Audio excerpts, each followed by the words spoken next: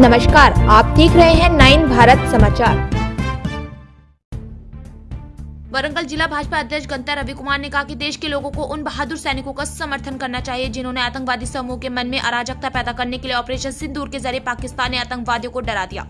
Warangal post office centre से पूचम्मा मैदान तक तिरंगा यात्रा का नेतृत्व किया गया। राजनीतिक नेता, जनप्रतिनिधि, सेवानिवृत्त और सैन्य अधिकारी, रक्षा क्षेत्र में काम करने वाले विशेषज्ञ, छात्र, जाति, धर्म, क्षेत्र, भाषा, आयु से परे सभी लोगों ने इस तिरंगा यात्रा को आयोजित करने के लिए हाथ मिलाया। भाजपा वरंगल जिला अध्यक्ष गंता रविकुमार ने कहा कि उन्होंने ऑपरेशन सिंदूर में पाकिस्तानी आतंकवादियों को हराने, पाकिस्तानी हमले को विफल करने तथा अपनी जान की परवाह किए बिना भारत के कल्याण और भारतीयों की सुरक्षा के लिए लड़ने वाले बहादुर सैनिकों को धन्यवाद देते हुए कहा कि मोदी सरकार ने पाकिस्तान को कड़ा जवाब दिया है। उस हमले में 100 से अधिक आतंकवादी मारे गए हैं। उन्होंने कहा कि ऑपरेशन सिंदूर सफल रहा। कहा गया कि यह रैली देश की एकता और अखंडता को प्रदर्शित करने के लिए आयोजित की गई थी, क्योंकि ऑपरेशन सिंदूर के माध्यम से भारत पर नजर रखने वाले आतंकवादियों को चेतावनी दी गई थी। आतंकवादियों ने भारत की ओर देखे बिना ही जवाब दिया। उन्होंने चेतावनी दी कि यदि भारत पर हमला हुआ तो उन्हें मुंहतोड़ जवाब दिया जाएगा। उन्होंने कहा कि हम उन लोगों के साथ खड़े हैं जो देश की सुरक्षा, देश के लोगों की रक्षा के लिए ढाल बनकर सीमाओं पर रक्षा कर रहे हैं। ఏప్రిల్ 22న కాశ్మీర్లోని పహల్గామ్ పర్యాటక ప్రాంతంలో హిందూ పర్యాటకులపై ఉగ్రవాదులు దాడి చేయడం జరిగింది।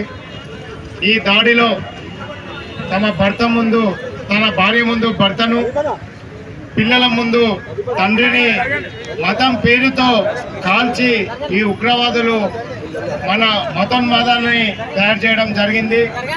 ఈ పహల్గామ్ ఈ మతోన్మాద దాడిలో భాగంగా నరేంద్ర మోడీ గారి నాయకత్వంలో భారతదేశ త్రివిధ దళాలు కేవలం 23 సెకండ్లలో పాకిస్తాన్లోని 9 ఉగ్రవాద స్థానాలను మట్టుపెట్టడం జరిగింది। ఈ రోజు వరకు కూడా భారత ఆర్మీ ఎక్కడ కూడా యుద్ధం చేయలేదు। కేవలం ఎవరైతే ఉగ్రదాడి జరిగిందో ఆ ఉగ్రదాడి స్థావరాలను మాత్రమే మన శత్రు దేశమైన పాకిస్తాన్లోకి చొచ్చుకెళ్లి వాటిని మట్టుపెట్టడం జరిగింది। దాని తర్వాత పాకిస్తాన్ టర్కీ పంపించిన డ్రోన్లతోని మనకు అటాక్ చేయాలని చూస్తే మనం దేశ రక్షణలో భాగంగా వాటిని మనం నిర్వీర్యం, మన స్వదేశీ పరిజ్ఞానంతో మనకున్న సంపదతోని వాటిని నిర్వీర్యం చేయడం జరిగింది।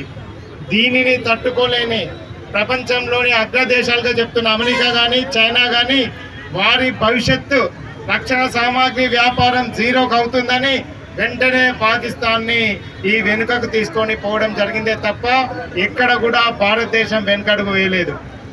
ఈరోజు నరేంద్ర మోడీ గారి నాయకత్వంలో ఈరోజు భారత సైన్యం ప్రపంచానికే ఒక దిక్సూచిగా ఈ రక్షణ సామాగ్రిని చైనా, అమెరికా కన్నా కొత్త సాంకేతిక పరిజ్ఞానంతో ముందుకెళ్తుంది। దీనిని జీర్ణించుకోలేని కొన్ని దేశాలే మన మీద అబాసు పాలు చేస్తుంది। ఈరోజు చైనాలో రక్షణ సామాగ్రిని తయారు చేసే కంపెనీలు ఈ సింధూర్ ఆపరేషన్ తర్వాత వాటి షేర్ మార్కెట్ జీరో అయ్యే పరిస్థితికి ఉంది। అమెరికా కూడా భయపడిపోయింది। ఈ తరుణంలో నరేంద్ర మోడీ గారి నాయకత్వంలో భారతదేశ సార్వభౌమాధికారానికి ఎక్కడ కూడా చెల్లు ఆవదించేంత కూడా మనకు హాని జరగలేదు। కాబట్టి నరేంద్ర మోడీ గారు రేపు మన శత్రు దేశమైన పాకిస్తాన్ని, అదేవిధంగా ఉగ్రవాద స్థానాలపైన ఏ విధమైన నిర్ణయం తీసుకున్నా కూడా వారికి భారతదేశ పౌరులందరూ కూడా కుల, మత, వర్గ భేదాలు లేకుండా అందరూ కూడా నరేంద్ర మోడీ గారికి మద్దతు పలికే విధంగా సిటిజన్ ఫర్ నేషనల్ సెక్యూరిటీ అనే ఆర్గనైజేషన్ ఈరోజు ఈ ర్యాలీని చేపట్టడం జరిగింది।